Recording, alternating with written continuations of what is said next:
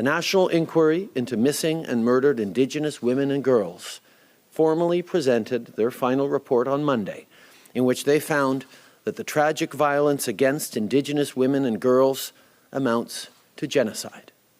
Statistics Canada came out with a new report last week that should make a profound difference in Canadian public policy. But I'm guessing it won't, because the conclusions in the Stats Can report are at odds with the woke progressive narrative on why there are missing and murdered Indigenous women and girls in Canada. You remember, the Liberal government, one of the first things that they announced when they came into power in 2015 was they were going to have a national inquiry into missing and murdered Indigenous women and girls.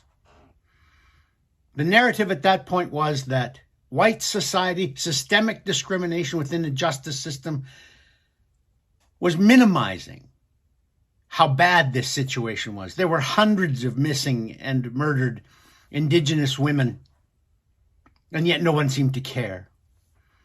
The problem was obviously white society, and no one cared.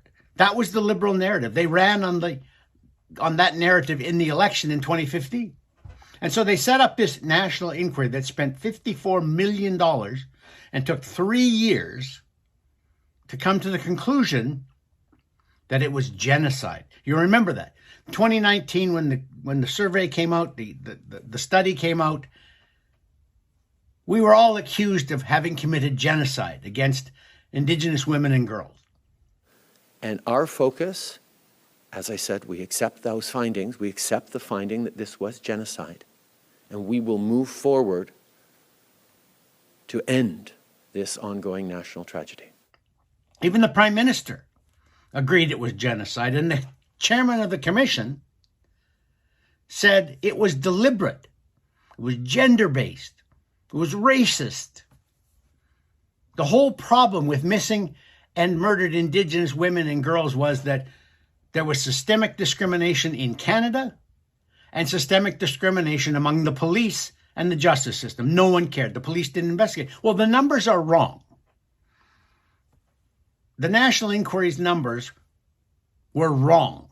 I'd say they're phony, but I don't have evidence that they were concocted. What they said was that missing and murdered Indigenous women and girls were not investigated. Their disappearances and murders were not investigated. Police didn't care. The justice system didn't send people away. Well, the new Stats Can study that came out last week says 86% of missing and murdered Indigenous women were killed by other Indigenous people, mostly Indigenous men, occasionally another Indigenous woman. So mostly missing and murdered Indigenous women and girls are killed by Indigenous men. Does that make it less tragic that they're dead? No, of course not. It is also no excuse for not investigating. But as the RCMP statistics show, they do investigate. They lay charges in 87% of the cases of missing and murdered Indigenous women and girls, and it's 90% among non-Indigenous women and girls. That's a statistical variance that really isn't all that significant. But let's go at that again. 86% of missing and murdered Indigenous women and girls are killed by other Indigenous people. That means it's not genocide.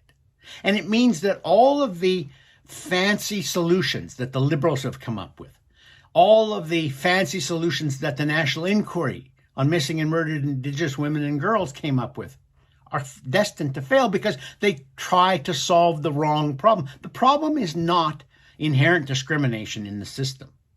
The problem is not white indifference, white privilege, white racism against Indigenous women and girls. The problem is violence within Indigenous communities.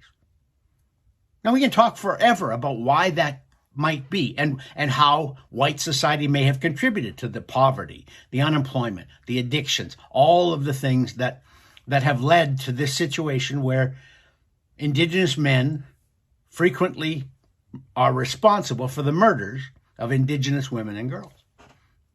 But what we can't say is, let's go after white society. Let's go after white privilege. That's what's going to solve the problem, because it's not going to solve the problem.